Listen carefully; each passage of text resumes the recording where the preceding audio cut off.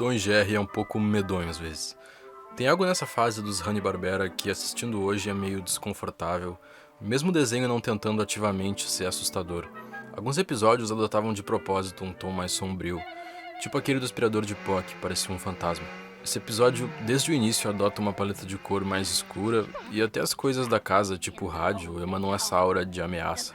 O próprio Tom é animado sentindo o pavor, com toda a comédia física de exagero que o desenho sempre usava, mostrando literalmente o que ele sentia.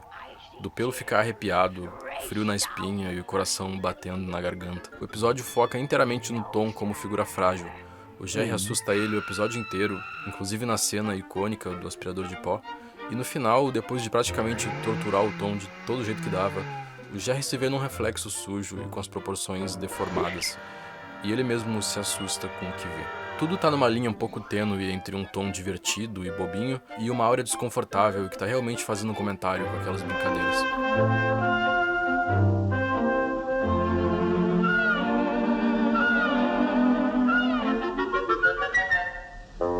Outro exemplo que não dá pra esquecer é o episódio do suicídio. Nesse episódio, o Tom, que tá num relacionamento, literalmente fica endividado, tentando prover e agradar na namorada, chegando a vender a casa, um braço, uma perna, e vender a si mesmo como escravo. E depois, quando ela termina com ele, o que obviamente ia acontecer, já que toda a caracterização da personagem é de mulher interesseira, o Tom fica afundado em dívida, viciado em bebida, e finalmente o episódio deixa implícito que ele se mata. Poor Tom. In a few minutes it'll all be over. And for the first time since he met her, he'll be happy. No caso desses dois episódios, eles têm temas estéticas mais sombrios do que a maioria, numa olhada rápida e pá, mas olhando hoje em dia, toda a fase das décadas 40 e 50, a fase Hanna-Barbera, tem um ar de violência, de urgência e sinceridade que é totalmente diferente das versões mais recentes do desenho. Muitas animações daquela época causam uma sensação parecida, tipo Crazy Cat meio que homenageando a instituição de família, mas cheio de simbolismo violento e bizarro, ou até as Silly Symphonies da Disney, que tem vários episódios conceitualmente independentes, de uma época bem mais autoral e experimental da empresa. Dá uma sensação estranha ver, hoje em dia, essa mistura de brincadeiras inocentes com um surrealismo denso e uma linguagem poética bastante madura. O mesmo vale para Tom e Jerry. Muitos dos episódios, até no pastelão e na comédia física deles, vistos hoje em dia, causam alguns desconfortos anacrônicos que não estão em eventos isolados, tipo o lance do suicídio do Tom, mas inscritos na genética daquele jogo interminável, às vezes sádico e competitivo, de sobrevivência. Uma pessoa que representou essas camadas com maestria foi o Massimo Mattioli. Um movimento tão prolífico de autores italianos que se desenrolou a partir de 77, com o nascimento das revistas Cannibale e Frigidaire, ele lançaria em 82 o Squeak the Mouse. Esse era um momento na Itália de muita tensão política. O país se via no meio dos seus anos de chumbo, marcados pela repressão estatal violenta, ocupações a universidades e atuações de milícias extrema-direita e grupos de guerrilha comunista. Era um momento em que a arte e a expressão cultural se manifestavam de formas novas, com uma das primeiras rádios livres, um movimento estudantil muito ativo, marcado por ter a primeira geração universitária que não seria exclusivamente formada por uma classe rica, mas também em grande parte por jovens de origem proletária, e um cenário musical independente muito prolífico, simultânea explosão mundial do punk. Desse contexto extremamente engajado, de várias formas diferentes, as revistas criadas pelo Stefano Tamburini surgem com uma ironia ácida, meio que negando qualquer senso de compromisso nacional. A Cannibale era descolada das demandas hegemônicas, partidárias ou não, que marcavam a contracultura da década de 60, ironizando qualquer compromisso histórico, inclusive com o Partido Comunista Italiano, que era acusado de ser arcaico e autoritário. Aquela Itália da década de 70 presenciava a sensação de pós-história, como se os sonhos do passado, o socialismo e o progressismo industrial tivessem se exaurido, e com eles é como se a própria história tivesse chegado num fim. Só restava o presente. O Rancherox e Squeak the Mouse, respectivamente do Tamburini e do Mattioli, nascem nesse momento de pós-história e rompem com o modernismo e os manifestos que vinham com ele. Nas palavras do Rafael Campos Rocha, no prefácio da edição brasileira do Squeak the Mouse, da razão dos românticos ao progresso dos futuristas, todas essas narrativas seriam superadas pela cultura da imagem do capitalismo tardio. Uma cultura capaz de transformar em imagens e, consequentemente, em produtos, até mesmo as grandes utopias do modernismo, como a própria razão e o progresso. O contexto do qual nascem essas obras é do presente do liberalismo vitorioso, com todos os habitantes do mundo satisfeitos em consumir as imagens desse mundo. Ou pelo menos todos que não estivessem lutando pela própria sobrevivência material em um mundo cada vez mais desigual, o que era, não por acaso, a maioria absoluta da população.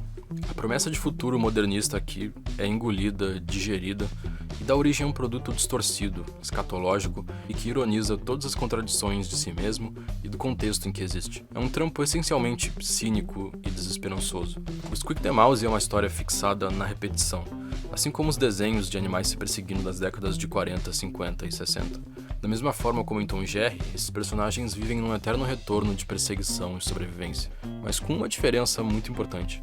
Em Tom e Jerry, tudo que guia as motivações desses personagens é a sobrevivência. Um dia de cada vez, numa repetição às vezes sádica, às vezes com pausas sinistras, em que os personagens parecem entrar em colapso. É no mínimo simbólico que o desenho tem uma pausa como essa, em que diz que o Tom não teve um único momento feliz na vida e se entrega a situações de endividamento, alcoolismo e suicídio. Mas, no geral, essa sobrevivência é travada sem consequência. Eles nunca se machucam de verdade e vivem num tipo de sonho ou pesadelo caricato, em que nunca morrem de fato. Já o quadrinho do Mattioli, ao mesmo tempo que flerta com a inocência e a comédia pastelão já logo de cara, quando o rato só abre a mão do gato como um zíper e vai embora, poucos quadros depois ele é esmagado na parede de forma totalmente brutal.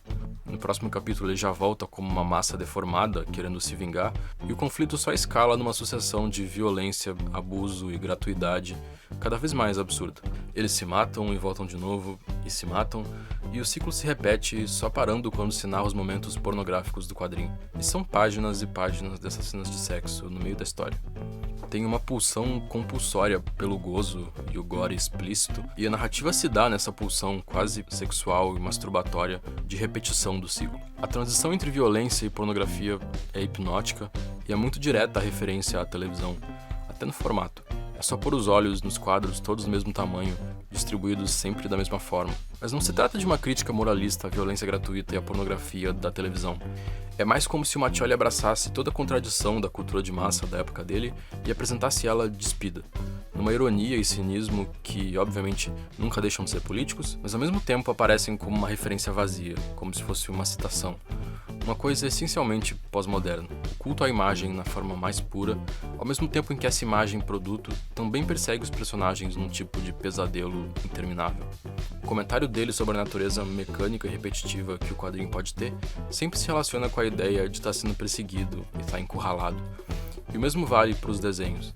Assim como ele não está criticando a televisão, a relação do autor para com desenhos como Tom e Jerry não é de crítica à violência ou à repetição desses desenhos. Como diz no prefácio da edição brasileira, ele está demonstrando como esses desenhos são, entre outras coisas, o melhor realismo possível para um mundo onde a maior parte das pessoas não faz outra coisa senão sobreviver ou sequer isso.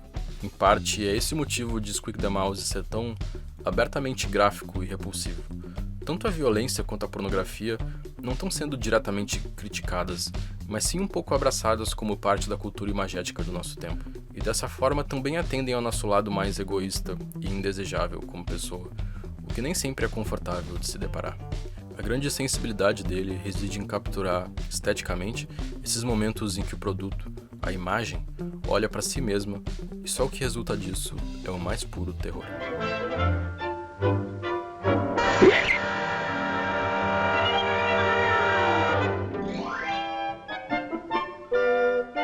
Meu nome é Otávio, o vídeo de hoje fica por aqui.